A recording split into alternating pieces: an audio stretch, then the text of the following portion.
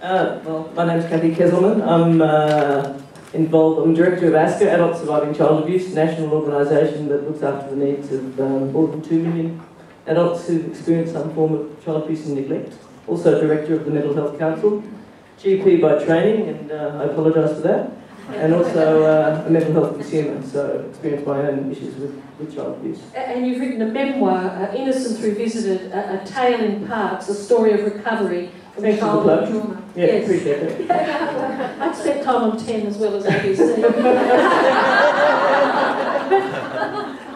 First of all, I know this is a tough question in a way, but someone raised with me, why when we're talking about physical health do we have someone talking about recovery from the trauma of sexual abuse? What's the link?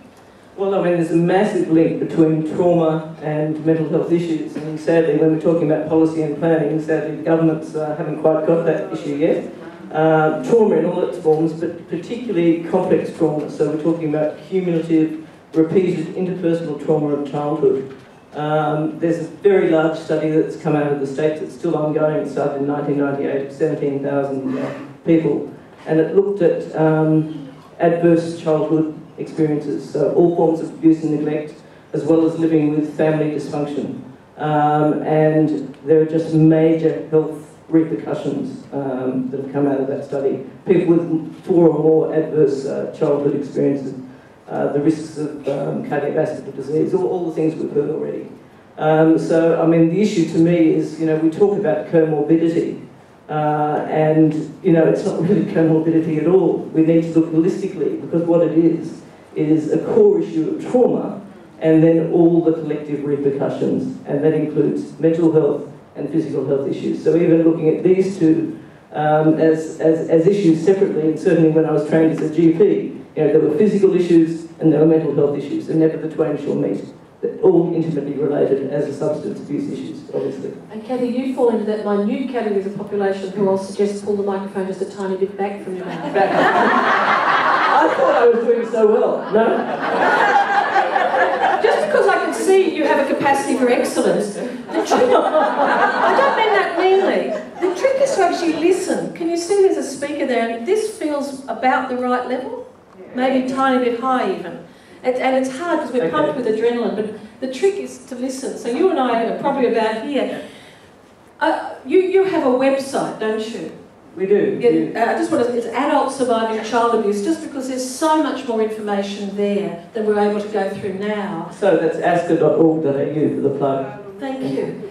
If you were going to identify 2 or 3 important practical steps people can take, either as individuals or as professionals, to assist people who've experienced the trauma of childhood abuse, what's the recovery steps you can take? Well, the first thing is about understanding what people have experienced. So instead of labelling people and looking at what's wrong with people, and we understand that that's obviously a very challenged system when people carry 8 diagnoses. Obviously, there's a problem with that. So it's about workers, health professionals, as well as people who've experienced trauma, understanding their own lived experience and what that's meant for them. So in terms of sustained stress, in terms of their coping mechanisms. So when we look at people who've experienced trauma, we look at how people have survived. And we've talked about smoking, we've talked about substance abuse, we've talked about eating to excess, which leads to obesity. Those are coping mechanisms that people have used. But they're also risk factors for adult disease, and it's about understanding that. And as you understand those things and make connections, you can start to deal with them. So it's about making the connections between past trauma, current behaviours, and starting to change those.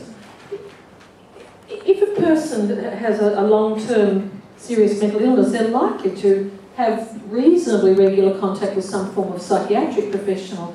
But is part of your message that, as well as directly addressing, what might be the diagnosed illness, that asking questions and considering referral to supports of talking therapies, peer support for past trauma is another essential step in assisting physical well-being? I don't think it should just be another essential step. I think it is an absolutely critical step, and I think there are a lot of all the health professionals who are feeling unreconstructed and need a lot of more information and understanding about the impacts of trauma and the importance of exploring those histories and making those connections rather than just medicating, labelling, responding with the medical model.